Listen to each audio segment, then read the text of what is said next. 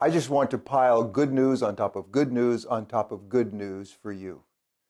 The good news is this material world is not all there is. What you see is not all of reality. There is an invisible world behind the visible world. There are forces at play, and there are forces at play that want to benefit you and become part of your life and give you supernatural power. I want to remind you also that these forces are not just indiscriminate, but there is a person. And that person is the Holy Spirit. He's holy. That means that he is purely good. All of his intentions are good. Everything that the Holy Spirit does is good. Because he's holy, he can do nothing bad. And this holy person is also a part of, well, he is God himself. This is one of the hardest things that you will ever understand. Theologians have debated it. It's just part of the doctrine of Christianity, of the beliefs of the Bible, and that is that God exists as one God. But he exists in three persons: the Father, the Son, and the Holy Spirit. And those three persons are the same in substance. They're equal in power and glory.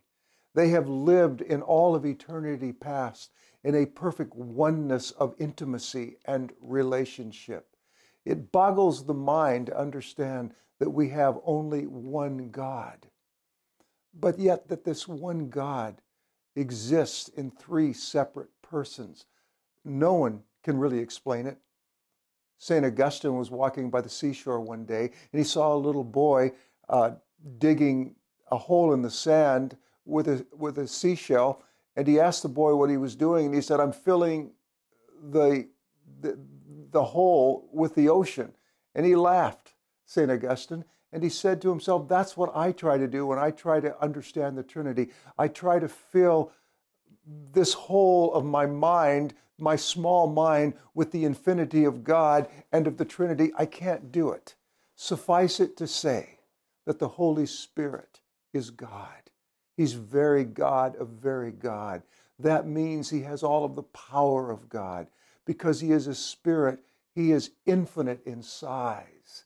He is eternal in his life. He has no beginning. He has no end.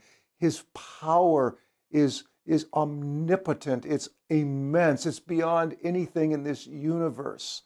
So that when this Holy Spirit comes into your life, and when he stands by you, and when he walks with you, and when he is there in all of his holiness and goodness to make a difference in your life, he comes with all of the power of God, with all of the presence of God, with all of the goodness of God, with all of the love of God, with all of the attributes of God at your disposal. Imagine that. No matter what you're facing today, no matter how overwhelming the odds are, they cannot overwhelm a Holy Spirit who is very God of very God.